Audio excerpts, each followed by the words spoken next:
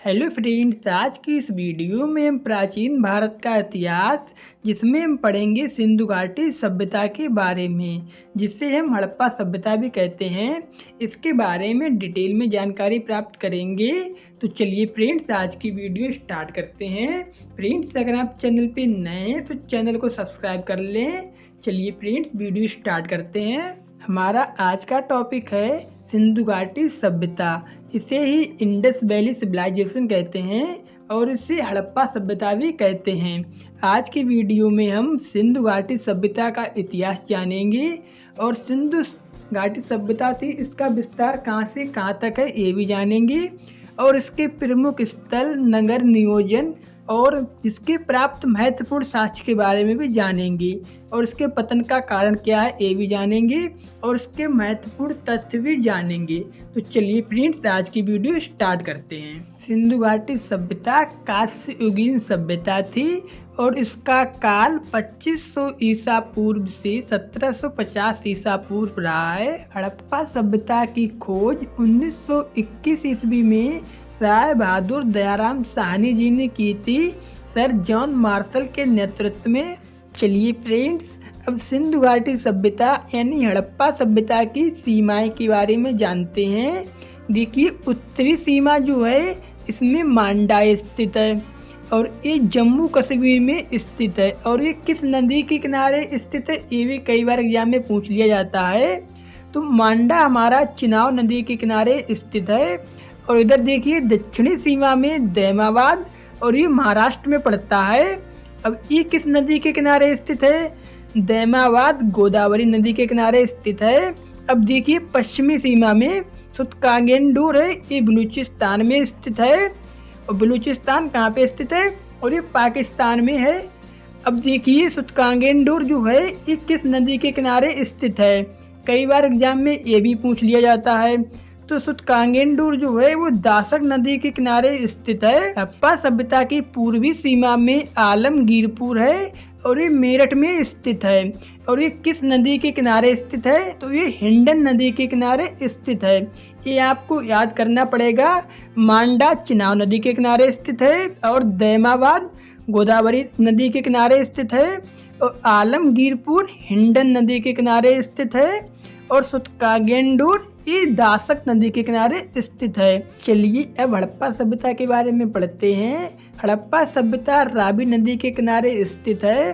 कई बार एग्जाम में सीधे पूछ लिया जाता है कि हड़प्पा सभ्यता किस नदी के किनारे स्थित है। आपको 4 ऑप्शन दे दिए जाएंगे और उसमें एक ऑप्शन होगा रावी नदी। तो हड़प्पा सभ्यता रावी नदी के किनारे स्थित है, ये आपको याद रखना है। और इसकी खोज 1921 ईस्वी में राय बहादुर दयाराम साहनी जी ने की थी।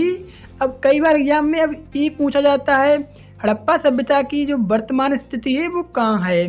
हड़प्पा सभ्यता की वर्तमान स्थिति पाकिस्तान का मांडा गोमरी है। देखिए एग्जाम में इस टाइप का क्वेश्चन बनेगा, हड़प्पा किस नदी के किनारे स्थित है?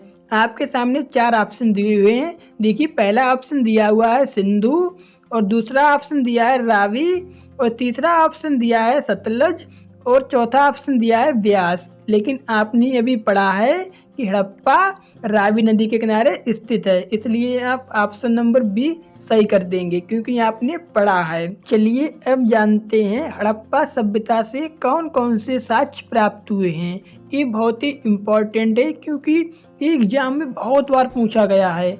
देखिए हड़प्पा सभ्यता से तांबे का पैमाना ये हड़प्पा सभ्यता से मिला था और तांबा गलाने की भट्टी ये भी हड़प्पा सभ्यता से मिली थी। और सब दफनाने, विशाल अन्नागार, गेहूं व जौ के साक्ष्य भी हड़प्पा सभ्यता में मिले और मछुआरे का चित्र भी हड़प्पाई सभ्यता में मिला था।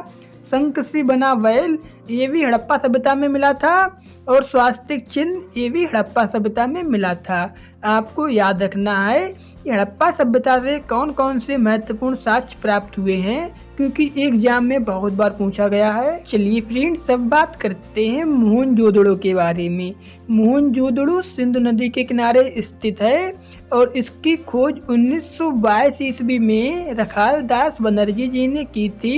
मोहनजोदड़ो की वर्तमान स्थिति पाकिस्तान के सिंध प्रांत का लरकाना जिला है। चलिए अब जानते हैं मोहनजोदड़ो से प्राप्त महत्वपूर्ण साक्ष्य कौन कौन से हैं। मोहनजोदड़ो से स्नानागार, अन्नागार, कांसे की नर्तकी की मूर्ति, सब जलाने के अवशेष। ये ध्यान रखना है फ्रेंड्स, मोहनजोदड़ो से सब जलाने के अवशेष मिले थे और हड़प्पा सभ्यता से सब दफनाने के साक्ष्य मिले थे। और पशुपति की मूर्ति, कपालखंड जिसे हम खोपड़ी कहते हैं, और सभा भवन, सूती धागा और घोड़े के दांत। चलिए फ्रेंड्स अब चनहुदड़ो के बारे में जानते हैं। चनहुदड़ो सिंधु नदी के किनारे स्थित है और इसकी खोज 1934 ईस्वी में गोपाल मजूमदार जी ने की थी और इसकी वर्तमान स्थिति पाकिस्तान का सिंध प्रांत है। चलिए अब जानते हैं चनहुदड़ो से प्राप्त महत्वपूर्ण साक्ष्य कौन कौन से हैं। चनहुदड़ो से मनका बनाने का कारखाना, इसके साक्ष्य मिले हैं और 4 पहिए की गाड़ी, इसके भी साक्ष्य चनहुदड़ो में मिले हैं। बकराकार ईंटें, इसके भी साक्ष्य चनहुदड़ो में मिले हैं। और दवात, कंगा, लिपस्टिक और काजल, इनके भी साक्ष्य चनहुदड़ो से प्राप्त हुए हैं। चलिए अब बात करते हैं रंगपुर के बारे में। रंगपुर मादर नदी के किनारे स्थित है और इसकी खोज 1953-54 ईस्वी में रंगनाथ राव जी ने की थी। और रंगपुर की वर्तमान स्थिति गुजरात का कड़ियावाड़ जिला है। चलिए अब बात करते हैं इससे कौन कौन से महत्वपूर्ण साक्ष्य प्राप्त हुए हैं। रंगपुर से चावल की भूसी के साक्ष्य प्राप्त हुए हैं। चलिए अब रोपड़ के बारे में बात कर लेते हैं। रोपड़ सतलुज नदी के किनारे स्थित है और इसकी खोज 1953 से 55 ईस्वी में यज्ञदत्त शर्मा जी ने की थी और इसकी वर्तमान स्थिति पंजाब का रोपड़ जिला है। चलिए अब इसके महत्वपूर्ण साक्ष्य के बारे में जान लेते हैं। रोपड़ से मानव के साथ कुत्ते को दफनाने के साक्ष्य मिले हैं। चलिए अब बात करते हैं लोथल के बारे में। लोथल हमारा भोगवा नदी के किनारे स्थित है और इसकी खोज 1955 से 62 ईस्वी में रंगनाथ राव जी ने की थी और लोथल का जो वर्तमान स्थिति है वो गुजरात का अहमदाबाद जिला है। चलिए अब बात करते हैं लोथल से प्राप्त महत्वपूर्ण साक्ष्य कौन कौन से हैं। लोथल से धान के साक्ष्य प्राप्त हुए थे और लोथल से ही तांबे का कुत्ता, इसके साक्ष्य लोथल में ही मिले हैं। और दिशा मापक यंत्र के साक्ष्य भी लोथल से प्राप्त हुए और अग्निकुंड, हाथी दांत का पैमाना, इसके भी साक्ष्य लोथल से ही प्राप्त हुए हैं। और रंगाई के कुंडल, इसके भी साक्ष्य लोथल से ही प्राप्त हुए हैं। चलिए अब बात करते हैं कालीबंगा के बारे में। कालीबंगा घग्गर नदी के किनारे स्थित है और इसकी खोज 1955 से 1962 ईस्वी में बीवी लाल एवं बी के थापर ने की थी और इसकी वर्तमान स्थिति राजस्थान का श्री गंगानगर जिला है। चलिए अब बात करते हैं इससे कौन कौन से महत्वपूर्ण साक्ष्य प्राप्त हुए हैं। कालीबंगा से काले रंग की चूड़ी प्राप्त हुई है और जुते हुए खेत के साक्ष्य ये भी कालीबंगा से ही प्राप्त हुए हैं।